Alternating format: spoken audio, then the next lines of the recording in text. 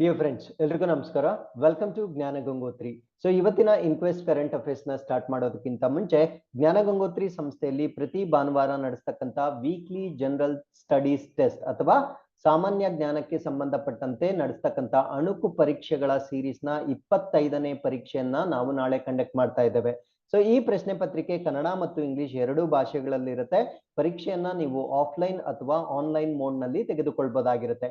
So 100 ಪ್ರಶ್ನೆಗಳ ಪ್ರಶ್ನೆ ಪತ್ರಿಕೆಯಲ್ಲಿ ಜನರಲ್ ಸ್ಟಡೀಸ್ಗೆ ಸಂಬಂಧಪಟ್ಟಂತೆ ಎಲ್ಲ ವಿಷಯಗಳು ಇನ್ಕ್ಲೂಡಿಂಗ್ ಮೆಂಟಲ್ ಎಬಿಲಿಟಿ ಮತ್ತು ರೀಸೆಂಟ್ ಕರೆಂಟ್ ಅಫೇರ್ಸ್ಗೆ ಸಂಬಂಧಪಟ್ಟಂತೆ ಪ್ರಶ್ನೆಗಳನ್ನ ಕೇಳಲಾಗಿರುತ್ತೆ.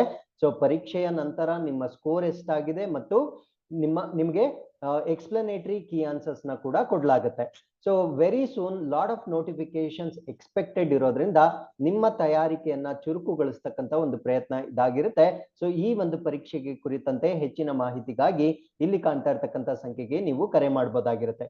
ಸೊ ಅದೇ ರೀತಿ ಪ್ರತಿದಿನ ನಾವು ಯೂಟ್ಯೂಬ್ ಅಲ್ಲಿ ಇನ್ಕ್ವೆಸ್ಟ್ ಕರೆಂಟ್ ಅಫೇರ್ಸ್ ನ ಏನ್ ಡಿಸ್ಕಸ್ ಮಾಡ್ತಾ ಇದ್ದೇವೆ ಅದಕ್ಕೆ ಸಂಬಂಧಪಟ್ಟಂತೆ ಮಲ್ಟಿಪಲ್ ಚಾಯ್ಸ್ ಕ್ವೆಶನ್, ಬಹು ಆಯ್ಕೆ ಪ್ರಶ್ನೆಗಳ ಒಂದು PDF ನ ನಾವು ರಿಲೀಸ್ ಮಾಡಿದ್ದೇವೆ.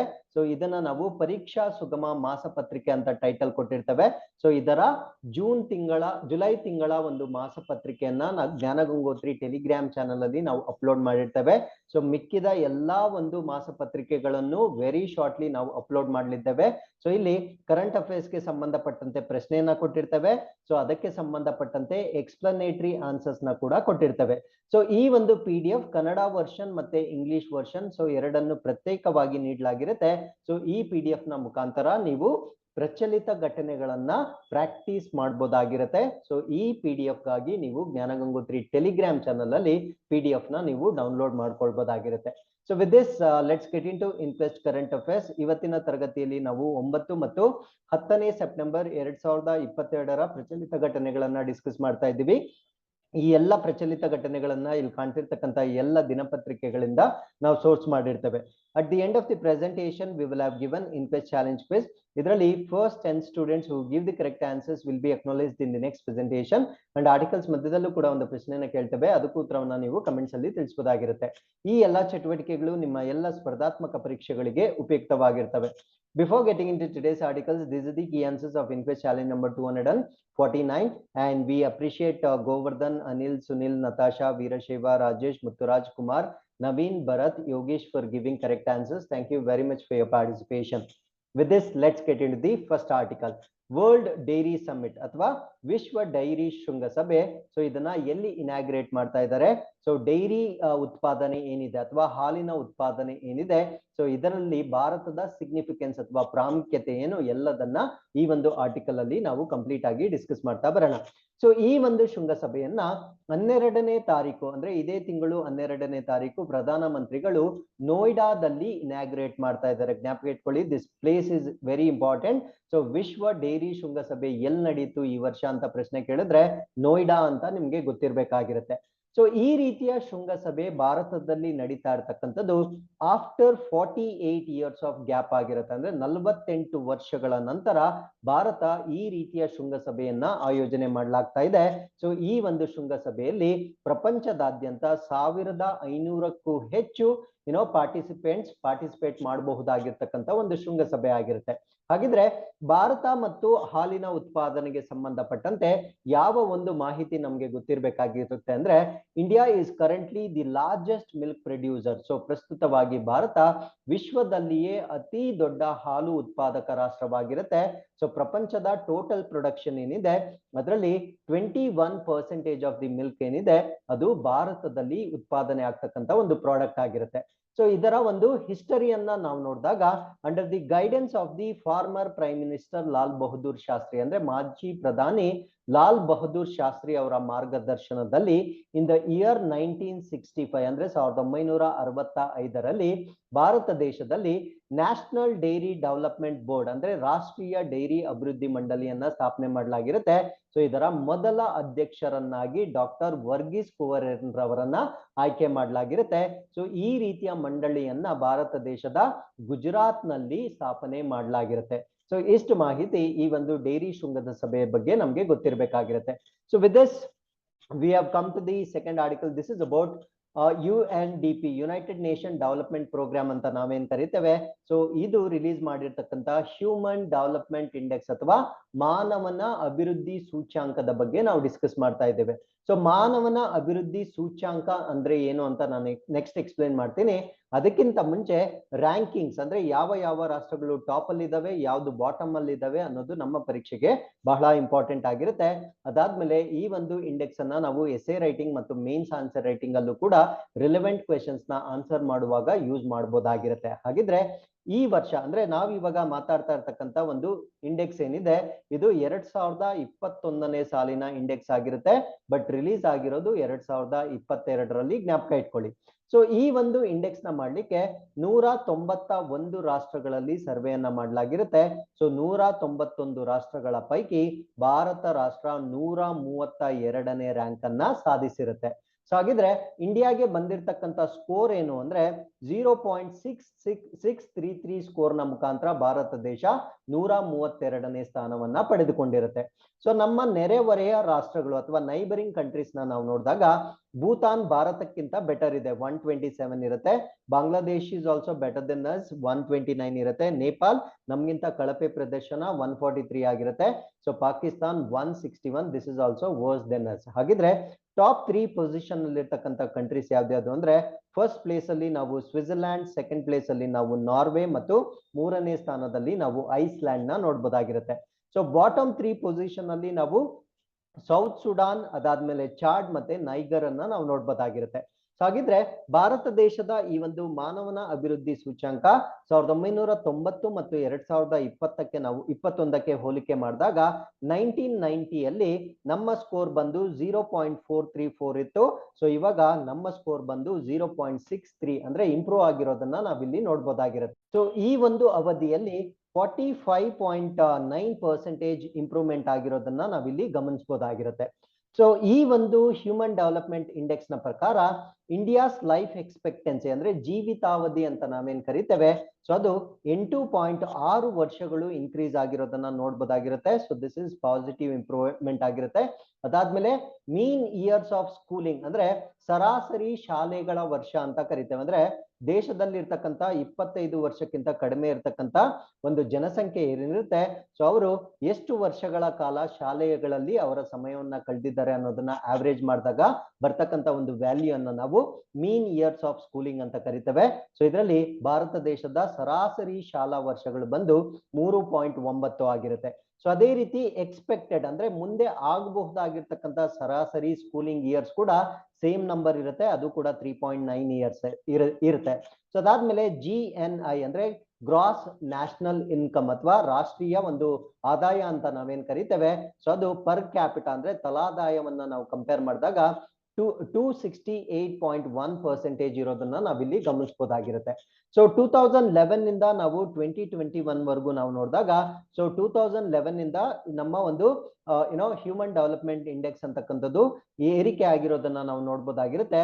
ಬಟ್ ಅನ್ಫಾರ್ಚುನೇಟ್ಲಿ 2021 ಅಲ್ಲಿ ಅದು ಡ್ರಾಪ್ ಆಗಿರೋದನ್ನ ನಾವಿಲ್ಲಿ ನೋಡ್ಬೋದಾಗಿರುತ್ತೆ. ಸೊ ಇದಕ್ಕೆ ಸಂಬಂಧಪಟ್ಟಂತೆ ಉಳಿದ ಮಾಹಿತಿಯನ್ನ ನಾವಿಲ್ಲಿ ಡಿಸ್ಕಸ್ ಮಾಡ್ತಾ ಬರೋಣ. So this we have already discussed. So 191 ರಾಷ್ಟ್ರಗಳಲ್ಲಿ ಭಾರತ ರಾಷ್ಟ್ರದ ಒಂದು ಸೂಚ್ಯಾಂಕ ಅಥವಾ ರ್ಯಾಂಕಿಂಗ್ ಬಂದು 132 ಇರುತ್ತೆ. ಸೊ ಇದನ್ನ ರಿಲೀಸ್ ಮಾಡ್ತಕ್ಕಂಥವ್ರು ಯಾರು ಅಂದ್ರೆ UNDP. This is very very important, ಇದನ್ನು ಕೂಡ ಕೇಳ್ತಾರೆ. ಸೊ ಮಾನವನ ಅಭಿವೃದ್ಧಿ ಸೂಚ್ಯಾಂಕವನ್ನ ಬಿಡುಗಡೆ ಮಾಡ್ತಕ್ಕಂಥವ್ರು ಯಾರು ಅಂತ ಕೇಳಿದ್ರೆ ವಿಶ್ವಸಂಸ್ಥೆಯ ಅಭಿವೃದ್ಧಿ ಕಾರ್ಯಕ್ರಮ ಅಂತ ನಮ್ಗೆ ಗೊತ್ತಿರಬೇಕಾಗಿರುತ್ತೆ. ಸೊ ಸ್ಕೋರ್ ಕೂಡ ನಾವು ಆಲ್ರೆಡಿ ಡಿಸ್ಕಸ್ ಮಾಡಿದ್ದೇವೆ. ಸೊ ಕಳೆದ ವರ್ಷ ನಮ್ಮ ಸ್ಕೋರ್ ಬಂದು ಅಂದ್ರೆ 2020ಯಲ್ಲಿ 0.645 ಇತ್ತು. ಸೊ ಈ ವರ್ಷದಲ್ಲಿ 0.633 ಆಗಿರುತ್ತೆ. ಅಂದ್ರೆ ಕಳೆದ ವರ್ಷಕ್ಕಿಂತ 2021ಗೆ ಸ್ಕೋರ್ ಕಡಿಮೆ ಆಗಿರೋದನ್ನ ನಾವಿಲ್ಲಿ ನೋಡ್ಬೋದಾಗಿರುತ್ತೆ. ಸೊ ಅದಾದ್ಮೇಲೆ ಇಂಡಿಯಾ ಅಂದ್ರೆ 2020ಯಲ್ಲಿ ನಮ್ಮ ರ್ಯಾಂಕಿಂಗ್ ಬಂದು 131 ಆಗಿರುತ್ತೆ. 2021 ಅಲ್ಲಿ ನಮ್ಮ ರ್ಯಾಂಕಿಂಗ್ ಇನ್ನೊಂದು ಸಂಖ್ಯೆ ಇನ್ಕ್ರೀಸ್ ಆಗಿರುತ್ತೆ. ಸೊ 132 ಆಗಿರುತ್ತೆ. So HDI measures progress on 3 key parameters. So ಈ ಒಂದು ಹ್ಯೂಮನ್ ಡೆವಲಪ್ಮೆಂಟ್ ಇಂಡೆಕ್ಸ್ ಏನಿದೆ, ಸೊ ಇದು 3 ಪ್ರಮುಖ ಆಯಾಮಗಳ ಮೇಲೆ ತನ್ನ ಒಂದು ರ್ಯಾಂಕಿಂಗ್ ಅನ್ನ ಮಾಡುತ್ತೆ. ಸೊ ಇದರಲ್ಲಿ ಬರ್ತಕ್ಕಂತ ಅಂಶಗಳು ಯಾವ್ದು ಅಂದ್ರೆ ಲಾಂಗ್ ಅಂಡ್ ಹೆಲ್ತಿ ಲೈಫ್ ಅಂದ್ರೆ ದೀರ್ಘ ಮತ್ತು ಆರೋಗ್ಯಕರ ಜೀವನ, ಆಕ್ಸೆಸ್ ಟು ಎಜುಕೇಶನ್ ಅಂದ್ರೆ ಶಿಕ್ಷಣಕ್ಕೆ ಪ್ರವೇಶ ಎಷ್ಟು ಸುಲಭವಾಗಿದೆ, ಅದಾದ್ಮೇಲೆ ಡೀಸೆಂಟ್ ಸ್ಟ್ಯಾಂಡರ್ಡ್ಸ್ ಆಫ್ ಲಿವಿಂಗ್ ಅಂದ್ರೆ ಯೋಗ್ಯ ಜೀವನ ಮಟ್ಟ. ಈ 3 ಒಂದು ಆಧಾರ ಸ್ತಂಭಗಳ ಮೇಲೆ ಇದನ್ನ ನಿರ್ಮಾಣ ಮಾಡಲಾಗುತ್ತೆ. So it is calculated using 4 indicators. So ಇದನ್ನ ಲೆಕ್ಕ ಹಾಕುವಾಗ ಅಥವಾ ಕ್ಯಾಲ್ಕುಲೇಟ್ ಮಾಡುವಾಗ 4 ಸೂಚಕಗಳನ್ನ ಬಳಸಲಾಗುತ್ತೆ. First one is life expectancy at birth, ಅಂದ್ರೆ ಜನನದ ಜೀವಿತಾವಧಿ. ಮೀನ್ ಇಯರ್ಸ್ ಆಫ್ ಸ್ಕೂಲಿಂಗ್, ಸರಾಸರಿ ಶಾಲಾ ಶಿಕ್ಷಣ, ಅದನ್ನ ಆಲ್ರೆಡಿ ಎಕ್ಸ್ಪ್ಲೇನ್ ಮಾಡಿದ್ದೇನೆ. ಎಕ್ಸ್ಪೆಕ್ಟೆಡ್ ಇಯರ್ಸ್ ಆಫ್ ಸ್ಕೂಲಿಂಗ್ ಅಂದ್ರೆ ನಿರೀಕ್ಷಿತ ಶಾಲಾ ಶಿಕ್ಷಣ ವರ್ಷಗಳು, ಅಂದ್ರೆ ಮುಂದೆ ಎಷ್ಟು ಇನ್ಕ್ರೀಸ್ ಆಗ್ಬೋದು. ಅದ್ರ ಜೊತೆಗೆ gross national income per capita, ಅಂದ್ರೆ ತಲಾವಾರು ಒಟ್ಟು ರಾಷ್ಟ್ರೀಯ ಆದಾಯ. ಈ 4 ಪ್ಯಾರಾಮೀಟರ್ಸ್ ನ ಕ್ಯಾಲ್ಕುಲೇಟ್ ಮಾಡೋದರ ಮುಖಾಂತರ ಒಂದು ರಾಷ್ಟ್ರದ ಮಾನವನ ಅಭಿವೃದ್ಧಿ ಸೂಚ್ಯಾಂಕವನ್ನ ಡಿಕ್ಲೇರ್ ಮಾಡಲಾಗುತ್ತೆ. So with this we have come to the third article. This is about professor from Chennai to head mathematics panel. So ಗಣಿತದ ಪ್ಯಾನೆಲ್ ನ ಮುಖ್ಯಸ್ಥರನ್ನಾಗಿ ಚೆನ್ನೈನ ಪ್ರಾಧ್ಯಾಪಕರನ್ನ ಆಯ್ಕೆ ಮಾಡ್ಕೊಂಡಿರ್ತಾರೆ. ಸೊ ಈ ಮ್ಯಾಥಮ್ಯಾಟಿಕ್ಸ್ ಪ್ಯಾನೆಲ್ ನಾನೇನ್ ಮಾತಾಡ್ತಾ ಇದ್ದೀನಿ, ಇದು ಅಂತಾರಾಷ್ಟ್ರೀಯ ಮ್ಯಾಥಮ್ಯಾಟಿಕ್ಸ್ ಪ್ಯಾನೆಲ್ ಆಗಿರುತ್ತೆ. ಅದ್ರ ಬಗ್ಗೆ ನಾವು ಕಂಪ್ಲೀಟ್ ಆಗಿ ಡಿಸ್ಕಸ್ ಮಾಡ್ತಾ ಬರೋಣ. So committee for women in mathematics which is part of international mathematical union. So ಒಂದು ಅಂತಾರಾಷ್ಟ್ರೀಯ ಗಣಿತದ ಒಕ್ಕೂಟ ಅಂತ ಇರುತ್ತೆ, ಅದನ್ನ ನಾವು ಇಂಟರ್ನ್ಯಾಷನಲ್ ಮ್ಯಾಥಮ್ಯಾಟಿಕಲ್ ಯೂನಿಯನ್ ಅಂತ ಕರಿತೇವೆ. ಸೊ ಅದರ ಒಂದು ಭಾಗವಾಗಿರ್ತಕ್ಕಂಥ ಆ ಪಾಠನ ನಾವು ವಿಮೆನ್ ಇನ್ ಮ್ಯಾಥಮೆಟಿಕ್ಸ್ ಅಂತ ಕರಿತೇವೆ. ಅದಕ್ಕೆ ಸಂಬಂಧಪಟ್ಟಂತೆ ಒಂದು ಕಮಿಟಿಯನ್ನ ಮಾಡಿರ್ತಾರೆ, ಅಂದ್ರೆ ಗಣಿತ ಶಾಸ್ತ್ರದಲ್ಲಿರ್ತಕ್ಕಂಥ ಮಹಿಳೆಯರಿಗೆ ಸಂಬಂಧಪಟ್ಟಂತೆ ಒಂದು ಸಮಿತಿಯನ್ನ ರಚನೆ ಮಾಡಿರ್ತಾರೆ. ಸೊ ಈ ಒಂದು ಕಮಿಟಿ ಏನಿರುತ್ತೆ, ಸೊ ಇದು AOWM. AOWM ಅಂದ್ರೆ Asia oceanic women in mathematics. ಇದನ್ನ ಅನೌನ್ಸ್ ಮಾಡಿರ್ತಾರೆ ಅಥವಾ ಘೋಷಣೆ ಮಾಡಿರ್ತಾರೆ. ಸೊ ಇದರಲ್ಲಿ 200ಕ್ಕೂ ಹೆಚ್ಚು ಫೌಂಡಿಂಗ್ ಮೆಂಬರ್ಸ್ ಅಥವಾ ಸಂಸ್ಥಾಪಕ ಸದಸ್ಯರನ್ನ ನಾವು ನೋಡ್ಬೋದಾಗಿರುತ್ತೆ. Organisation will have as its first president Sonali Gun. So ಈ ಒಂದು ಆರ್ಗನೈಸೇಷನ್ ಏನಿದೆ, ಸೊ ಇದಕ್ಕೆ ಪ್ರಥಮ ಅಧ್ಯಕ್ಷರಾಗಿ, ಯಾಕಂದ್ರೆ ಸೊ ಈ AOWM ಅಂತಕ್ಕಂಥದ್ದನ್ನ ಇದೇ ಮೊಟ್ಟ ಮೊದಲ ಬಾರಿಗೆ ಸ್ಥಾಪನೆ ಮಾಡ್ತಾ ಇದ್ದಾರೆ. ಸೊ ಇದಕ್ಕೆ ಪ್ರಥಮ ಅಧ್ಯಕ್ಷರನ್ನಾಗಿ ಯಾರನ್ನ ಆಯ್ಕೆ ಮಾಡಿದ್ದಾರೆ ಅಂದ್ರೆ ಸೊನಾಲಿ ಗನ್ ಅಂತಕ್ಕಂಥ ಮಹಿಳೆಯನ್ನ ಆಯ್ಕೆ ಮಾಡಿರ್ತಾರೆ. ಸೊ ಇವರು ಪ್ರಸ್ತುತವಾಗಿ professor of mathematics at the institute of mathematical sciences Chennai. So ಚೆನ್ನೈನಲ್ಲಿರ್ತಕ್ಕಂಥ ಗಣಿತ ವಿಜ್ಞಾನ ಸಂಸ್ಥೆಗಳ ಸಂಖ್ಯಾ ಸಿದ್ಧಾಂತದ ಪರಿಣತಿಯನ್ನ ಹೊಂದಿರತಕ್ಕಂಥ ಒಬ್ಬ ಪ್ರೊಫೆಸರ್ ಆಗಿರ್ತಾರೆ. ಇವ್ರ ಜೊತೆಗೆ ಇಬ್ಬರ ವೈಸ್ ಪ್ರೆಸಿಡೆಂಟ್ಸ್ ಅಥವಾ ಉಪಾಧ್ಯಕ್ಷರನ್ನ ಕೂಡ ಆಯ್ಕೆ ಮಾಡಿರ್ತಾರೆ. ಸೊ ಉಪಾಧ್ಯಕ್ಷರು ಯಾರ್ಯಾರು ಅಂದ್ರೆ ನ್ಯೂಜಿಲ್ಯಾಂಡ್ ನ ಆಕ್ಲೆಡ್ ವಿಶ್ವವಿದ್ಯಾನಿಲಯದಿಂದ ಮೆಲಿಸಾ ಟೆಸ್ಸಿ ಅಂತಕ್ಕಂಥವ್ರನ್ನ ಆಯ್ಕೆ ಮಾಡಿರ್ತಾರೆ.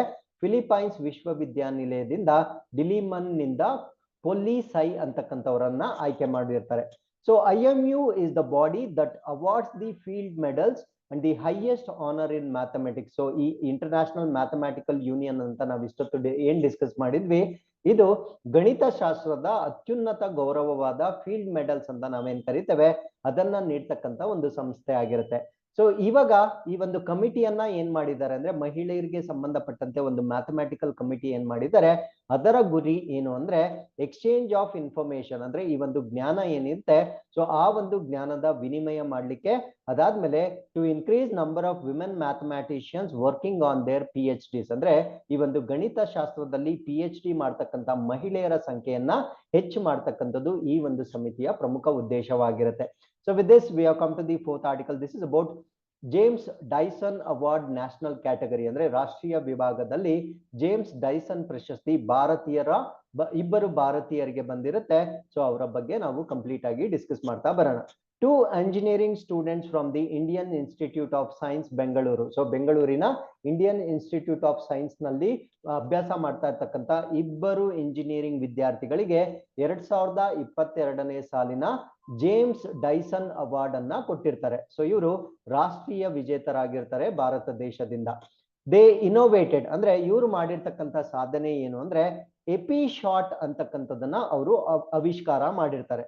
ಸೊ ಈ ಎಪಿ ಶಾಟ್ ಅಂತಕ್ಕಂಥದ್ದು ಏನಕ್ಕೆ ನಮ್ಗೆ ಯೂಸ್ ಆಗುತ್ತೆ ಅಂದ್ರೆ ಡ್ಯೂರಿಂಗ್ ಅನಾಫಿಲಾಕ್ಸಿಸ್ ಅಂತ ಕರಿತೀವಿ. ಸೊ ಅನಾಫಿಲಾಕ್ಸಿಸ್ ಅಂದ್ರೆ ಅಲರ್ಜಿಕ್ ರಿಯಾಕ್ಷನ್, ಅಂದ್ರೆ ಯಾವುದೇ ಒಂದು ಅಲರ್ಜಿಕ್ ಪ್ರತಿಕ್ರಿಯೆ ಆದಾಗ ಸಮ್ ಟೈಮ್ಸ್ ಅಲರ್ಜಿ ಎಷ್ಟು ಡೇಂಜರಸ್ ಆಗಿರುತ್ತೆ ಅಂದ್ರೆ ಅದು ಮಾರಣಾಂತಿಕ ಪರಿಸ್ಥಿತಿಯನ್ನ ತಲುಪ್ತಕ್ಕಂತ ಒಂದು ಸಾಧ್ಯತೆ ಇರುತ್ತೆ. ಆ ಒಂದು ಸ್ಟೇಟಸ್ ನ ನಾವು ಅನಾಫಿಲಾಕ್ಸಿಸ್ ಅಂತ ಕರಿತೇವೆ. ಇದನ್ನ ಅನಾಫಿಲಾಕ್ಟಿಕ್ ಅನಾಫಿಲೈಟಿಕ್ ಶಾಕ್ ಅಂತ ಕೂಡ ಕರೀತಾರೆ. ಸೊ ಈ ರೀತಿಯ ಅಲರ್ಜಿಕ್ ಪ್ರತಿಕ್ರಿಯೆ ಏನಿರುತ್ತೆ ಅದಕ್ಕೆ ಸಂಬಂಧಪಟ್ಟಂತೆ ಒಂದು ಎಮರ್ಜೆನ್ಸಿ ಮೆಡಿಸಿನ್ ಅಥವಾ ತುರ್ತು ಚಿಕಿತ್ಸೆಯನ್ನ ನೀಡಲಿಕ್ಕೆ ಒಂದು ಇಂಟ್ರಾಮಸ್ಕ್ಯುಲರ್ ಅಥವಾ ಸಬ್ಕ್ಯುಟೇನಿಯಸ್, ಅಂದ್ರೆ ಇಂಟ್ರಾಮಸ್ಕ್ಯುಲರ್ ಸಬ್ಕ್ಯುಟೇನಿಯಸ್ ಅಂದ್ರೆ ಚರ್ಮದ ಮುಖಾಂತರ ಇಂಜೆಕ್ಟ್ ಮಾಡ್ತಕ್ಕಂತ ಹ್ಯಾಂಡ್ ಮೇಡ್ ಅಥವಾ ಈ ಒಂದು ಹಸ್ತಚಾಲಿತ ಸ್ವಯಂ ಇಂಜೆಕ್ಟರ್ ಅಂತ ನಾವೇನ್ ಕರಿತೇವೆ, ಅಂದ್ರೆ single hand operated auto injector ಅಂತ ನಾವೇನ್ ಕರಿತೇವೆ. ಸೊ ಆ ಆಟೋ ಇಂಜೆಕ್ಟರ್ ನ ನಾವೇನಂತ ಕರಿತೇವೆ ಅಂದ್ರೆ ಎಪಿ ಶಾಟ್ ಅಂತ ಕರಿತೇವೆ.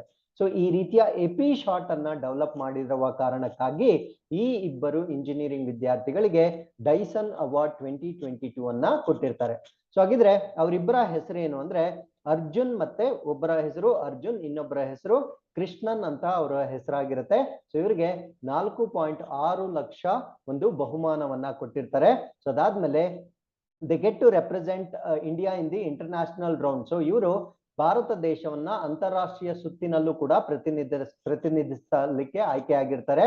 So final winners will be picked up by sir James Dyson himself. So ಅಂದ್ರೆ ಈ ಭಾರತ ದೇಶದಿಂದ ಇಬ್ಬರನ್ನ ಆಯ್ಕೆ ಮಾಡಿರ್ತಾರೆ. ಇದೇ ರೀತಿ ಬೇರೆ ಬೇರೆ ದೇಶಗಳಿಂದ ಅನೇಕ ಸಾಧಕರನ್ನ ಆಯ್ಕೆ ಮಾಡಿರ್ತಾರೆ. ಸೊ ಇದಕ್ಕೆ ಸಂಬಂಧಪಟ್ಟಂತೆ ಒಂದು ಫೈನಲ್ ಕೂಡ ನಡೆಯುತ್ತೆ. ಆ ಫೈನಲ್ ಅಲ್ಲೂ ಕೂಡ ಇವರಿಬ್ರು ಪಾರ್ಟಿಸಿಪೇಟ್ ಮಾಡ್ತಾರೆ. ಆ ಫೈನಲ್ಸ್ ನಲ್ಲಿ ವಿಜೇತರನ್ನ ಸರ್ ಜೇಮ್ಸ್ ಡೈಸನ್ ಅವರೇ ಸ್ವತಃವಾಗಿ ಆಯ್ಕೆ ಮಾಡ್ತಾರೆ. The international winners will B announced on November 16. So ಅಂತಾರಾಷ್ಟ್ರೀಯ ವಿಜೇತರನ್ನ ನವೆಂಬರ್ 16ನೇ ತಾರೀಕು ಪ್ರಕಟಣೆ ಮಾಡಲಾಗುತ್ತೆ. ಸೊ ಈ ಜೇಮ್ಸ್ ಡೈಸನ್ ಅವಾರ್ಡ್ ಬಗ್ಗೆ ನಾವು ತಿಳ್ಕೊಳ್ಳೋದಾದ್ರೆ it is an international award given by James Dyson foundation. So James Dyson foundation ಅಂತ ಇರುತ್ತೆ. ಸೊ ಅದು ನೀಡ್ತಕ್ಕಂಥ ಒಂದು ಅಂತಾರಾಷ್ಟ್ರೀಯ ಪ್ರಶಸ್ತಿ ಆಗಿರುತ್ತೆ to encourage aspiring engineers to apply their knowledge. So ಈ ಒಂದು ಮಹತ್ವಾಕಾಂಕ್ಷಿ ಇಂಜಿನಿಯರ್ಸ್ ಗಳೇನಿರ್ತಾರೆ ಅವರನ್ನ ಉತ್ತೇಜನ ಮಾಡ್ತಕ್ಕಂಥ ಒಂದು ಅವಾರ್ಡ್ ಇದಾಗಿರುತ್ತೆ.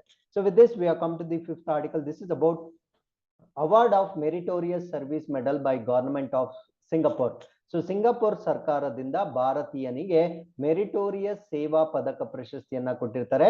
ಸೊ ಆ ಸೇವಾ ಪ್ರಶಸ್ತಿಯನ್ನ ಭಾರತ ದೇಶದ ಚೀಫ್ ಆಫ್ ನೇವಲ್ ಸ್ಟಾಫ್ ಅಂದ್ರೆ ನೌಕಾದಳ ಏನಿರುತ್ತೆ ಅದರ ಮುಖ್ಯಸ್ಥರಿಗೆ ಕೊಟ್ಟಿರ್ತಾರೆ. ಆ ಮುಖ್ಯಸ್ಥರು ಯಾರು ಅನ್ನೋದನ್ನ ನಾವು ಡಿಸ್ಕಸ್ ಮಾಡ್ತಾ ಬರೋಣ. ಸೊ ಎಚಿ ಮದನ್ ಹಲಿಮನ್ ಯಾಕೋಬ್. ಸೊ ಇವರು president of republic of Singapore, ಅಂದ್ರೆ ಸಿಂಗಾಪುರ್ ರಾಷ್ಟ್ರದ ಅಧ್ಯಕ್ಷರು. ಮೇಡಮ್ ಹಲಿಮಾ ಯಾಕೋಬ್ ಅಂತ ನಾವೇನ್ ಕರಿತೇವೆ. ಸೊ ಇವರು ಪ್ರೆಸ್ಟಿಜಿಯಸ್ ಪಿಂಗತ್ ಜಸಾ ಗೆಮಿಲಾಂಗ್. ಸೊ ಈ ಒಂದು ಪ್ರಶಸ್ತಿಯನ್ನ ನಾವೇನಂತ ಕರಿತೇವೆ ಅಂದ್ರೆ ಪಿಂಗತ್ ಜಸಾ ಜೆಮಿಲಾಂಗ್ ಅಂತ ಕರಿತೇವೆ. ಸೊ ಇದನ್ನ admiral Sunil Lanba, the former chief of naval staff Indian navy, ಅಂದ್ರೆ ಭಾರತೀಯ ನೌಕಾಪಡೆಯ ಮಾಜಿ ನೌಕಾ ಸಿಬ್ಬಂದಿ ಮುಖ್ಯಸ್ಥರಾಗಿರ್ತಕ್ಕಂಥ ಅಡ್ಮಿರಲ್ ಸುನಿಲ್ ಲಾಂಬಾ, ಪ್ರಸ್ತುತವಾಗಿ ಇವರು ನಿವೃತ್ತಿಯನ್ನ ಹೊಂದಿರ್ತಾರೆ. ಸೊ ಇವರಿಗೆ ಈ ಒಂದು ಪ್ರಶಸ್ತಿಯನ್ನ ಸಿಂಗಾಪುರದ ಅಧ್ಯಕ್ಷರು ಪ್ರೆಸೆಂಟ್ ಮಾಡಿರ್ತಾರೆ.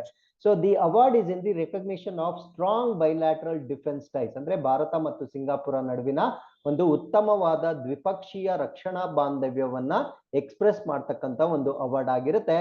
ಸೊ ಈ ಒಂದು ಅವಾರ್ಡ್ ಅನ್ನ ಸುನಿಲ್ ಲಾಂಬಾ ಅವರಿಗೆ ಕೊಟ್ಟಿರ್ತಾರೆ ಅನ್ನೋದನ್ನ ನೀವು ಜ್ಞಾಪಕ ಇಟ್ಕೊಳ್ಬೇಕಾಗಿರುತ್ತೆ.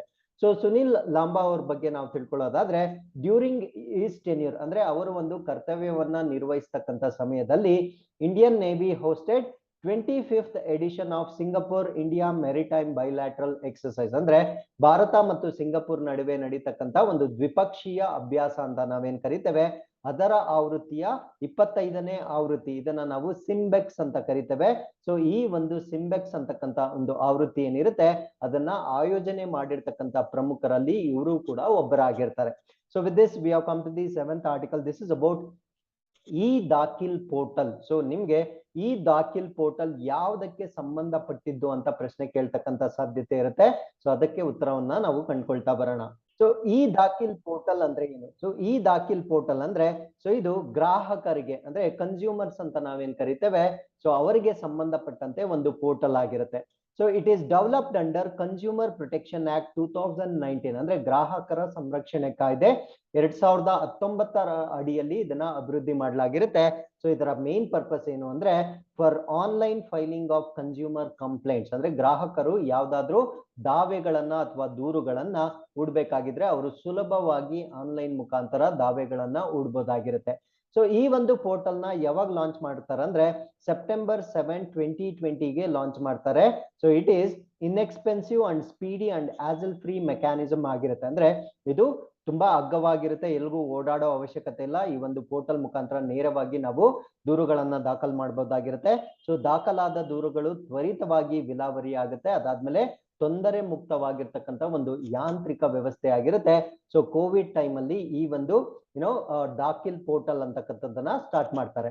So it offers a single platform for consumers who are facing time constraints to contact the consumer commission. ಅಂದ್ರೆ ಈ ಒಂದು ಗ್ರಾಹಕ ಆಯೋಗವನ್ನ ಸಂಪರ್ಕ ಮಾಡ್ಲಿಕ್ಕೆ ಸಮಯದ ಅಭಾವ ಇರತಕ್ಕಂತ ಗ್ರಾಹಕರಿಗೆ ಉಪಯೋಗ ಆಗ್ತಕ್ಕಂತ ಒಂದು ಪೋರ್ಟಲ್ ಆಗಿರುತ್ತೆ.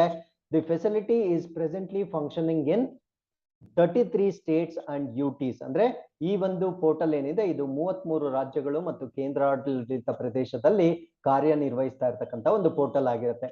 So with this we are come to the 7th article. This is about Eastern economic Forum ಅಥವಾ ಪೂರ್ವ ಆರ್ಥಿಕ ವೇದಿಕೆ.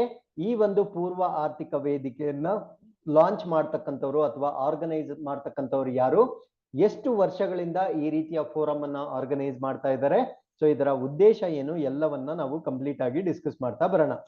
So international forum held each year in Vladivostok, Russia. So ಈ ಒಂದು ಫೋರಂ ಏನಿರುತ್ತೆ ಸೊ ಇದು ಪ್ರತಿ ವರ್ಷ ರಷ್ಯಾದ ವ್ಲಾಡಿವೊಸ್ಟಾಕ್ ನಲ್ಲಿ ನಡೀತಕ್ಕಂತ ಒಂದು ಅಂತಾರಾಷ್ಟ್ರೀಯ ವೇದಿಕೆ ಆಗಿರುತ್ತೆ.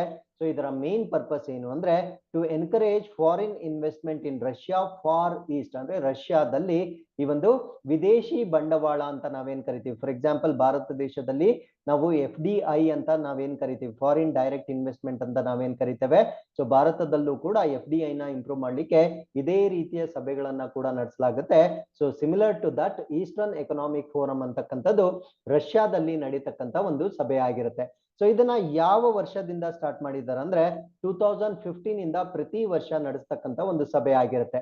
ಸೊ ಇದರ ಸಿಗ್ನಿಫಿಕೆನ್ಸ್ ಏನು ಅಂದ್ರೆ ಭಾರತಕ್ಕೆ ಈ ಒಂದು ಸಭೆಯ ಮಹತ್ವ ಏನು ಅಂದ್ರೆ India is keen to strengthen its partnership with Russia on Arctic issues. ಅಂದ್ರೆ ಈ ಪೋಲಾರ್ ರೀಜನ್ಸ್ ಅಥವಾ ಧ್ರುವ ಪ್ರದೇಶಗಳು ಅಂತ ನಾವೇನ್ ಕರಿತೇವೆ ಸೊ ಅದನ್ನ ಆರ್ಟಿಕ್ ಅಂತ ಕರಿತೇವೆ. ಆರ್ಟಿಕ್ ವಿಷಯಗಳಿಗೆ ಸಂಬಂಧಪಟ್ಟಂತೆ ರಷ್ಯಾ ಜೊತೆಗಿನ ಪಾಲುದಾರಿಕೆಯನ್ನ ಬಲಪಡಿಸ್ತಕ್ಕಂತ ಒಂದು ಅವಕಾಶ ಇದಾಗಿರುತ್ತೆ.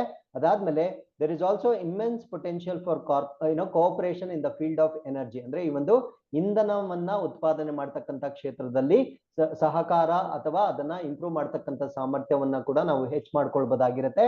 India has also made significant investment in Russia for east in the areas of pharma and diamond. So Bharat ದೇಶವು ಈ ಒಂದು ರಷ್ಯಾ ಪ್ರದೇಶದಲ್ಲಿ ಈ ಒಂದು ಫಾರ್ಮಾ ಅಂದ್ರೆ ಔಷಧಿಗಳಿಗೆ ಸಂಬಂಧಪಟ್ಟಂತೆ ಮತ್ತು ವಜ್ರಗಳಿಗೆ ಸಂಬಂಧಪಟ್ಟಂತ ಕ್ಷೇತ್ರಗಳಲ್ಲಿ ಗಮನಾರ್ಹವಾದ ಹೂಡಿಕೆಯನ್ನ ಆಲ್ರೆಡಿ ಮಾಡಿರುತ್ತೆ. ಸೊ ಆ ಒಂದು ಕಾರಣದಿಂದ ಈ ಒಂದು ಫೋರಂ ಭಾರತಕ್ಕೆ ಬಹಳ ಮಹತ್ವದಾಗಿರುತ್ತೆ. So with this we are come to the 8th article. This is about India's longest rubber dam on Phalgu river. So Phalgu river ಅಥವಾ ನದಿ ಅಂತ ನಾವೇನ್ ಕರಿತೇವೆ ಸೊ ಇದರಲ್ಲಿ ಭಾರತದ ಅತಿ ಉದ್ದದ ರಬ್ಬರ್ ಅಣೆಕಟ್ಟನ್ನ ನಿರ್ಮಾಣ ಮಾಡಲಾಗಿರುತ್ತೆ. ಸೊ ರಬ್ಬರ್ ಅಣೆಕಟ್ಟು, ಲಾಂಗೆಸ್ಟ್ ರಬ್ಬರ್ ಡ್ಯಾಮ್ ಅಂದ್ರೆ ಏನು ಅಂತ ನಾವು ಫಸ್ಟ್ ಅರ್ಥ ಮಾಡ್ಕೊಳ್ತಾ ಬರೋಣ. ಸೊ ಈ ಒಂದು ಚಿತ್ರವನ್ನ ನೀವು ಗಮನಿಸಬಹುದಾಗಿರುತ್ತೆ. ಸೊ ಇಲ್ಲಿ ನಾವು ಇನ್ಲೆಟ್ ವಾಲ್ವ್ ಅಂತ ನಾವಿಲ್ಲಿ ನೋಡ್ಬೋದು, ಔಟ್ಲೆಟ್ ವಾಲ್ವ್ ಅಂತ ನಾವಿಲ್ಲಿ ನೋಡ್ಬೋದು. ಸೊ ಇವಾಗ ಯಾವ್ದಾದ್ರು ಇವಾಗ KRS ಅಂತ ತಿಳ್ಕೊಳ್ಳೋಣ. KRS ಅಲ್ಲಿ ಕಟ್ಟಿರ್ತಕ್ಕಂಥ ಡ್ಯಾಮ್. ಸೊ ಇದನ್ನ ನಾವು ಸಾಲಿಡ್ ಮೆಟೀರಿಯಲ್ ಇಂದ ನಾವು ಬಿಲ್ಡ್ ಮಾಡಿರೋದ್ರಿಂದ ಸೊ ಅದನ್ನ ನಾವು ಫ್ರೀಕ್ವೆಂಟ್ ಆಗಿ ಅದರ ಹೈಟ್ ನಾಗ್ಲಿ ಯಾವ್ದನ್ನೇ ಆಗ್ಲಿ ಅಡ್ಜಸ್ಟ್ ಮಾಡ್ಲಿಕ್ಕೆ ಸಾಧ್ಯವಿರೋದಿಲ್ಲ. ಸೊ ಇದೊಂದು ಕಾನ್ಸ್ಟೆಂಟ್ ಸ್ಟ್ರಕ್ಚರ್ ಆಗಿರುತ್ತೆ. ಬೇಕಾದ್ರೆ ನಾವು ಗೇಟ್ಸ್ ಅನ್ನ ಮಾತ್ರ ಓಪನ್ ಮಾಡಬಹುದಾಗಿರುತ್ತೆ. ಇದರ ಹೈಟ್ ಅನ್ನ ಇನ್ಕ್ರೀಸ್ ಮಾಡೋದಾಗ್ಲಿ ಡಿಕ್ರೀಸ್ ಮಾಡ್ತಕ್ಕಂಥ ಸಾಧ್ಯತೆ ಇರೋದಿಲ್ಲ. ಕಾರಣ ಏನಂದ್ರೆ ಇದನ್ನ ಕಾಂಕ್ರೀಟ್ ಸಬ್ಸ್ಟೆನ್ಸ್ ಇಂದ ಬಿಲ್ಡ್ ಮಾಡಲಾಗಿರುತ್ತೆ.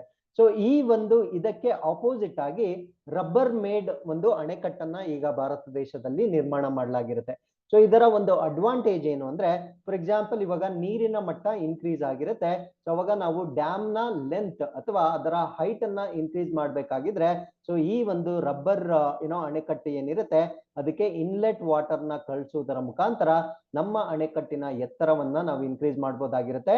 ಸೊ ಇದರಿಂದ ಜಾಸ್ತಿ ವಾಟರ್ ಡ್ಯೂರಿಂಗ್ ಫ್ಲಡ್ಸ್ ಆಗೋ ಟೈಮಲ್ಲಿ ಫಾರ್ ಎಕ್ಸಾಂಪಲ್ ಇವಾಗ ಏನಾಗ್ತಾ ಇದೆಯೋ ನಮ್ಮ ದೇಶದಲ್ಲಿ ಈ ರೀತಿಯ ಸಮಯದಲ್ಲಿ ನಾವು ನೀರನ್ನ ಜಾಸ್ತಿ ಸ್ಟೋರ್ ಮಾಡ್ಕೊಳ್ಬಹುದಾಗಿರುತ್ತೆ. ಸಪೋಸ್ ನೀರನ್ನ ನಾವು ಆಚೆ ಬಿಡುಗಡೆ ಮಾಡಬೇಕಾಗಿದ್ದಾಗ ಈ ಔಟ್ಲೆಟ್ ವಾಲ್ವ್ ಅನ್ನ ಓಪನ್ ಮಾಡ್ತಾರೆ, ಅವಾಗ ಈ ಒಂದು ರಬ್ಬರ್ ಅಣೆಕಟ್ಟು ಏನಿರುತ್ತೆ ಸೊ ಅದು ಡಿಫ್ಲೇಟ್ ಆಗುತ್ತೆ. ಸೊ ಅದು ಯಾವಾಗ ಡಿಫ್ಲೇಟ್ ಆಗುತ್ತೆ, ಸೊ ಅವಾಗ ಅದರ ಹೈಟ್ ಡಿಕ್ರೀಸ್ ಆಗುತ್ತೆ. ಸೊ ಹೈಟ್ ಡಿಕ್ರೀಸ್ ಆದಾಗ ನೀರು ಇದರ ಮುಖಾಂತರ ಹಾದು ಹೋಗುತ್ತೆ. ಸೊ ಈ ರೀತಿಯ ಡ್ಯಾಮ್ ಅನ್ನ ನಾವೇನಂತ ಕರಿತೀವಿ ಅಂದ್ರೆ ರಬ್ಬರ್ ಡ್ಯಾಮ್ ಅಂತ ಕರಿತೀವಿ, ಜ್ಞಾಪಕ ಇಟ್ಕೊಳ್ಳಿ. ಸೊ ಇದನ್ನ ಎಲ್ಲಿ ಡೆವಲಪ್ ಮಾಡಿದ್ದಾರೆ ಅಂದ್ರೆ ಬಿಹಾರದಲ್ಲಿ ಡೆವಲಪ್ ಮಾಡಿರ್ತಾರೆ. ಸೊ ಬಿಹಾರದಲ್ಲಿ ಒಂದು ರಿವರ್ ಬರುತ್ತೆ, ಅದನ್ನ ನಾವು ಫಾಲ್ಗು ರಿವರ್ ಅಂತ ಕರಿತೇವೆ. ಹಾಗಿದ್ರೆ ಬಿಹಾರ್ನ ನೈಬರಿಂಗ್ ಕಂಟ್ರಿ ಯಾವುದು ಅಂದ್ರೆ ಇದು ನೇಪಾಳ ಜೊತೆ ತನ್ನ ಬಾರ್ಡರ್ ಅನ್ನ ಶೇರ್ ಮಾಡ್ಕೊಳ್ಳುತ್ತೆ. ನೈಬರಿಂಗ್ ಸ್ಟೇಟ್ಸ್ ಯಾವ್ದು ಅಂದ್ರೆ ಇಲ್ಲಿ ನಾವು ಉತ್ತರ ಪ್ರದೇಶವನ್ನ, ಇಲ್ಲಿ ಜಾರ್ಖಂಡ್, ಇಲ್ಲಿ ವೆಸ್ಟ್ ಬೆಂಗಾಲ್ ಅನ್ನ ನೋಡ್ಬೋದಾಗಿರುತ್ತೆ. ಸೊ 3 ರಾಜ್ಯಗಳೊಂದಿಗೆ ತನ್ನ ಗಡಿಯನ್ನ ಶೇರ್ ಮಾಡ್ಕೊಳ್ಳುತ್ತೆ. ಸೊ ಈ ಒಂದು ಮ್ಯಾಪ್ ಅನ್ನ ನಾವು ಎಕ್ಸ್ಪ್ಯಾಂಡ್ ಮಾಡಿದಾಗ ನಾವಿಲ್ಲಿ ಇದು ಪಾಟ್ನಾ ಬಂದು ಬಿಹಾರದ ಕ್ಯಾಪಿಟಲ್ ಆಗಿರುತ್ತೆ. ಸೊ ಈ ಒಂದು ಸ್ಪಾಟ್ ಈ ಸ್ಟ್ರೀಮ್ ಏನಿದೆ ಸೊ ಇದನ್ನ ನಾವು ಫಾಲ್ಗು ರಿವರ್ ಅಂತ ಕರಿತೇವೆ. ಸೊ ಈ ಫಾಲ್ಗು ರಿವರ್ ಮೇಲೆ ಇವಾಗ ರಬ್ಬರ್ ಅಣೆಕಟ್ಟನ್ನ ನಿರ್ಮಾಣ ಮಾಡಲಾಗಿರುತ್ತೆ, ಫಾಲ್ಗು ರಿವರ್. ಸೊ ನೀವು ಚೆನ್ನಾಗಿ ಜ್ಞಾಪಕ ಇಟ್ಕೊಳ್ಬೇಕಾಗಿರ್ತಕ್ಕಂಥ ಒಂದು ಪ್ರಮುಖವಾದ ರಿವರ್ ಆಗಿರುತ್ತೆ. So Bihar chief minister inaugurated India's longest rubber dam. So ಅದನ್ನ ಗಯಾಜಿ ಡ್ಯಾಮ್ ಅಂತ ಇದಕ್ಕೆ ನಾಮಕರಣ ಮಾಡಿರ್ತಾರೆ. ಸೊ ಗಯಾಜಿ ಡ್ಯಾಮ್ ಬಂದು ರಬ್ಬರ್ ನಿಂದ ಮಾಡಲ್ಪಟ್ಟಿರ್ತಕ್ಕಂಥ ಒಂದು ಅಣೆಕಟ್ಟಾಗಿರುತ್ತೆ. ಸೊ ಇದನ್ನ ಫಾಲ್ಗು ರಿವರ್ ಅಥವಾ ಫಾಲ್ಗು ನದಿ ಮೇಲೆ ಕಟ್ಟಿರ್ತಕ್ಕಂಥ ಒಂದು ಅಣೆಕಟ್ಟಾಗಿರುತ್ತೆ. So this will draw more pilgrims and change the landscape. So ಇದರಿಂದ ಲಾಟ್ ಆಫ್ ಟೂರಿಸ್ಟ್ ಬರ್ತಕ್ಕಂಥ ಸಾಧ್ಯತೆ ಇರುತ್ತೆ. ಕಾರಣ ಏನಂದ್ರೆ ಈ ರೀತಿಯ ರಬ್ಬರ್ ಅಣೆಕಟ್ಟನ್ನ ನಿರ್ಮಾಣ ಮಾಡಿರ್ತಕ್ಕಂಥದ್ದು, ಇಷ್ಟು ಉದ್ದವಾದ ರಬ್ಬರ್ ಅಣೆಕಟ್ಟನ್ನ ನಿರ್ಮಾಣ ಮಾಡಿರ್ತಕ್ಕಂಥದ್ದು ಇದೇ ಮೊದಲ ಬಾರಿಯಾಗಿರುತ್ತೆ. So it is built at an estimated cost of 324 crores. So ಇದನ್ನ 324 ಕೋಟಿ ವೆಚ್ಚದಲ್ಲಿ ನಿರ್ಮಾಣ ಮಾಡಿರ್ತಾರೆ. ಸೊ ಇದನ್ನ ನಿರ್ಮಾಣ ಮಾಡ್ಲಿಕ್ಕೆ Indian institute of technology Roorkee experts ಅಥವಾ ತಜ್ಞರು ಈ ಒಂದು ನಿರ್ಮಾಣಕ್ಕೆ ಸಹಾಯವನ್ನ ಮಾಡಿರ್ತಾರೆ. So with this we have come to the 9th article. This is about Center State Science Conclave, ಕೇಂದ್ರ ಮತ್ತು ರಾಜ್ಯ ವಿಜ್ಞಾನ ಸಮಾವೇಶ. ಈ ಒಂದು ಸಮಾವೇಶ 10th ಸೆಪ್ಟೆಂಬರ್ ನಡೀತಕ್ಕಂತ ಒಂದು ಸಮಾವೇಶವಾಗಿರುತ್ತೆ. ಸೊ ಇದನ್ನ ಪ್ರಧಾನ ಮಂತ್ರಿಗಳು ಉದ್ಘಾಟನೆ ಮಾಡಿರ್ತಾರೆ. ಸೊ ಇದು first of it's kind conclave with strengthen centre state coordination. ಅಂದ್ರೆ ಇದು ಈ ರೀತಿಯ ಒಂದು ಕಾನ್ಕ್ಲೇವ್ ನಡೀತಾ ಇರ್ತಕ್ಕಂಥದ್ದು ಭಾರತ ದೇಶದಲ್ಲಿ ಇದೇ ಮೊದಲ ಬಾರಿಗೆ. ಇದರ ಪ್ರಮುಖ ಉದ್ದೇಶ ಏನು ಅಂದ್ರೆ ಕೇಂದ್ರ ಮತ್ತು ರಾಜ್ಯಗಳ ನಡುವೆ ಸಮನ್ವಯವನ್ನ ಏರ್ಪಡಿಸ್ತಕ್ಕಂಥದ್ದು ಇದರ ಪ್ರಮುಖ ಉದ್ದೇಶವಾಗಿರುತ್ತೆ. ಸೊ ಪ್ರಮುಖವಾಗಿ ಸೈನ್ಸ್ ಅಂಡ್ ಟೆಕ್ನಾಲಜಿ ಮತ್ತೆ ಇನೋವೇಷನ್, STI ಅಂತ ನಾವೇನ್ ಕರಿತೀವಿ, ವಿಜ್ಞಾನ ತಂತ್ರಜ್ಞಾನ ಮತ್ತು ನಾವೀನ್ಯತೆ ಅಂತ ನಾವೇನ್ ಕರಿತೇವೆ. ಸೊ ಈ ಒಂದು ಇಕೋಸಿಸ್ಟಮ್ ನ ನಿರ್ಮಾಣ ಮಾಡ್ತಕ್ಕಂಥದ್ದು ಇದರ ಪ್ರಮುಖ ಉದ್ದೇಶವಾಗಿರುತ್ತೆ. ಸೊ ಇದು 2 ದಿನಗಳ ಕಾಲ ನಡೀತಕ್ಕಂಥ ಒಂದು ಕಾನ್ಕ್ಲೇವ್ ಆಗಿರುತ್ತೆ. ಈ ಕಾನ್ಕ್ಲೇವ್ ಎಲ್ಲಿ ನಡೆಯುತ್ತೆ ಅಂತ ಪ್ರಶ್ನೆ ಕೇಳ್ತಕ್ಕಂಥ ಸಾಧ್ಯತೆ ಇರುತ್ತೆ. ಸೈನ್ಸ್ ಸಿಟಿ ಅಹಮದಾಬಾದ್ ನಲ್ಲಿ ಒಂದು ಸೈನ್ಸ್ ಸಿಟಿ ಅಂತಕ್ಕಂಥ ಒಂದು ಪ್ರದೇಶದಲ್ಲಿ ಈ ಒಂದು ಕಾನ್ಕ್ಲೇವ್ ಅನ್ನ ನಡೆಸಲಾಗುತ್ತೆ. So it will include sessions on different thematic areas. So ಈ ಒಂದು ಕಾನ್ಕ್ಲೇವ್ ನಲ್ಲಿ ಅನೇಕ ವಿಷಯಗಳ ಮೇಲೆ ಚರ್ಚೆಗಳನ್ನ ಮಾಡಲಾಗುತ್ತೆ. ಅದರಲ್ಲಿ ಯಾವ್ದ್ಯಾವ್ದು ಪ್ರಮುಖವಾದವು ಅಂದ್ರೆ ಸೈನ್ಸ್ ಟೆಕ್ನಾಲಜಿ ಇನೋವೇಷನ್ ವಿಷನ್ 2047, ಅದಾದ್ಮೇಲೆ ಹೆಲ್ತ್ ಮೇಲೆ ಇಲ್ಲಿ ಡಿಸ್ಕಸ್ ಮಾಡಲಾಗುತ್ತೆ. ಅದಾದ್ಮೇಲೆ ವಿ ಹ್ಯಾವ್ ಅಗ್ರಿಕಲ್ಚರ್, ಕೃಷಿ ಕ್ಷೇತ್ರದ ಮೇಲೂ ಕೂಡ ಇಲ್ಲಿ ಡಿಸ್ಕಸ್ ಮಾಡಲಾಗುತ್ತೆ. Because we can use lot of technology in agriculture. Energy ಅಥವಾ ಶಕ್ತಿ ಅಥವಾ ಇಂಧನ ಅಂತ ನಾವೇನ್ ಕರಿತೇವೆ. ಸೊ ಪ್ರಮುಖವಾಗಿ ಹೈಡ್ರೋಜನ್ ಮಿಷನ್ ಅಥವಾ ಜಲಜನಕವನ್ನ ಬಳಸ್ತಕ್ಕಂಥ ವಿಷಯಗಳ ಮೇಲೆ ಚರ್ಚೆ ಮಾಡಲಾಗುತ್ತೆ. ಅದಾದ್ಮೇಲೆ ಡೀಪ್ ಓಷನ್ ಮಿಷನ್ ಅಂದ್ರೆ ಸಾಗರದ ತಳದಲ್ಲಿ ನಾವು ಮಾಡಬಹುದಾಗಿರ್ತಕ್ಕಂಥ ರಿಸೋರ್ಸಸ್ ಎಕ್ಸ್ಪ್ಲೋರೇಷನ್ ಏನಿದೆ ಅದಕ್ಕೆ ಸಂಬಂಧಪಟ್ಟಂತೆ ಸೈನ್ಸ್ ಅಂಡ್ ಟೆಕ್ನಾಲಜಿಗಳನ್ನ ಈ ಒಂದು ಸಿಂಪೋಸಿಯಂ ಅಲ್ಲಿ ಡಿಸ್ಕಸ್ ಮಾಡಲಾಗುತ್ತೆ. So with this we are come to the 11th article. This is about Himalayan Day ಅಥವಾ ಹಿಮಾಲಯ ದಿನ. ಸೊ ಈ ಒಂದು ದಿನವನ್ನ ಪ್ರತಿ ವರ್ಷ ಸೆಪ್ಟೆಂಬರ್ 9ನೇ ತಾರೀಕು ಆಚರಣೆ ಮಾಡಲಾಗುತ್ತೆ. ಈ ದಿನದ ಬಗ್ಗೆ ಇನ್ನೂ ಹೆಚ್ಚಿನ ಮಾಹಿತಿಯನ್ನ ತಿಳ್ಕೊಳ್ಳೋದಕ್ಕಿಂತ ಮುಂಚೆ we have a question related to this. Which are the 7 summits of the world? So ಪ್ರಪಂಚದಲ್ಲಿ ಇರ್ತಕ್ಕಂಥ 7 ಉನ್ನತ ಶಿಖರಗಳು ಯಾವ್ದ್ಯಾವ್ದು ಅನ್ನೋದನ್ನ ನೀವು ಕಮೆಂಟ್ಸ್ ಅಲ್ಲಿ ನಮ್ಗೆ ತಿಳಿಸಬಹುದಾಗಿರುತ್ತೆ. So in 2015 September 9 was officially declared as Himalayan Day by chief minister of Uttarakhand. So ಈ ಒಂದು ಉತ್ತರಾಖಂಡದ ಮುಖ್ಯಮಂತ್ರಿಗಳು 2015ರಲ್ಲಿ ಸೆಪ್ಟೆಂಬರ್ 9 ಅಧಿಕೃತವಾಗಿ ಹಿಮಾಲಯ ದಿನ ಅಂತ ಘೋಷಣೆ ಮಾಡಿರ್ತಾರೆ. ಸೊ ಈ ಒಂದು ದಿನದ ಒಂದು ಪ್ರಾಮುಖ್ಯತೆ ಏನು ಅಂದ್ರೆ ಸಾರ್ವಜನಿಕರಲ್ಲಿ ಹಿಮಾಲಯದ ಒಂದು ಪ್ರಾಮುಖ್ಯತೆಯನ್ನ ತಿಳಿಸ್ಲಿಕ್ಕೆ, why Himalayan is important for India ಅನ್ನೋದನ್ನ ತಿಳಿಸ್ತಕ್ಕಂಥ ಒಂದು ಉದ್ದೇಶವಾಗಿರುತ್ತೆ. Himalayan day 2022 observed under the theme. So ಈ ವರ್ಷದ ಥೀಮ್ ಏನಾಗಿರುತ್ತಂದ್ರೆ Himalayas will be safe only when the interest of its residents are protected. So ಹಿಮಾಲಯವು ಅದರ ನಿವಾಸಿಗಳ ಹಿತರಕ್ಷಣೆಗಳನ್ನು ರಕ್ಷಿಸಿದಾಗ ಮಾತ್ರ ಸುರಕ್ಷಿತವಾಗಿರುತ್ತದೆ ಅಂತಕ್ಕಂಥ ಥೀಮ್ ನ ಮೇಲೆ ಇದನ್ನ ಆಚರಣೆ ಮಾಡಲಾಗಿರುತ್ತೆ. ಸೊ ಈ ದಿನವನ್ನ ಯಾಕೆ ಆಚರಣೆ ಮಾಡ್ತೀವಿ ಅಂದ್ರೆ, so as I told you before, ಈ ಒಂದು ಹಿಮಾಲಯ ನಮ್ಮ ಒಂದು ಭಾರತ ದೇಶದ ಹವಾಮಾನ ಪರಿಸ್ಥಿತಿಗಳನ್ನ ನಿರ್ಧಾರ ಮಾಡ್ತಕ್ಕಂಥ ಒಂದು ಪ್ರಮುಖವಾದ ರಚನೆ ಆಗಿರುತ್ತೆ. ಸೊ ಇದರ ಬಗ್ಗೆ ನಾವು ಪ್ರಾಮುಖ್ಯತೆಯನ್ನ ಮೂಡಿಸ್ತಕ್ಕಂಥ ಒಂದು ವಿಷಯವಾಗಿ ಇದನ್ನ ಆಚರಣೆ ಮಾಡಲಾಗುತ್ತೆ. ಮತ್ತು ಹಿಮಾಲಯ ಪ್ರದೇಶದಲ್ಲಿ ಲಾಟ್ ಆಫ್ ಫ್ಲಾರಾ ಅಂಡ್ ಫಾನಾ, ಹೂಗಳು ಮತ್ತು ಸಸ್ಯಗಳು ಮತ್ತು ಪ್ರಾಣಿಗಳನ್ನು ಕೂಡ ನಾವು ನೋಡ್ಬೋದಾಗಿರುತ್ತೆ. ಸೊ ಅದರ ಜೈವ ವೈವಿಧ್ಯತೆ ಏನಿರುತ್ತೆ ಅದರ ಬಗ್ಗೆ ಒಂದು ಅವೇರ್ನೆಸ್ ನ ಮೂಡಿಸ್ತಕ್ಕಂಥ ಒಂದು ದಿನವಾಗಿರುತ್ತೆ. So with this we have come to the 11th article. This is about international day to protect education from attack. So ದಾಳಿಗಳಿಂದ ಶಿಕ್ಷಣವನ್ನು ರಕ್ಷಿಸುವ ಅಂತಾರಾಷ್ಟ್ರೀಯ ದಿನ. ಫಾರ್ ಎಕ್ಸಾಂಪಲ್, ಇವಾಗ ಉಕ್ರೇನ್ ಅಲ್ಲಿ ಯುದ್ಧ ಆಯ್ತು. ಸೊ ಯಾವಾಗ ಯುದ್ಧ ಆಯ್ತು ಅಲ್ಲಿರ್ತಕ್ಕಂಥ ಎಜುಕೇಶನ್ ಸಿಸ್ಟಮ್ಗೆ ಡೆಫಿನೆಟ್ಲಿ ಇಂಪ್ಯಾಕ್ಟ್ ಆಗುತ್ತೆ. ಸೊ ಇದರ ಬಗ್ಗೆ ಅವೇರ್ನೆಸ್ ಮೂಡಿಸ್ತಕ್ಕಂಥ ಒಂದು ದಿನವನ್ನ ನಾವು international day to protect education from attack ಅಂತ ಕರಿತೇವೆ.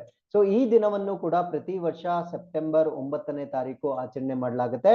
The day is marked to make people aware of how protracted nature of conflicts today affects entire generations of children. So ಈ ಒಂದು ಘರ್ಷಣೆಗಳೇನು ನಡೆಯುತ್ತೆ, ಸೊ ಈ ಒಂದು ಘರ್ಷಣೆಗಳಿಂದ ಇಂದಿನ ಪೀಳಿಗೆಯ ಜನರ ಮಕ್ಕಳ ಮೇಲೆ ಹೇಗೆ ಅದು ಪರಿಣಾಮ ಬೀರುತ್ತೆ ಅಂತಕ್ಕಂಥದನ್ನ ಒತ್ತಿ ಹೇಳ್ತಕ್ಕಂಥ ಒಂದು ದಿನವಾಗಿರುತ್ತೆ.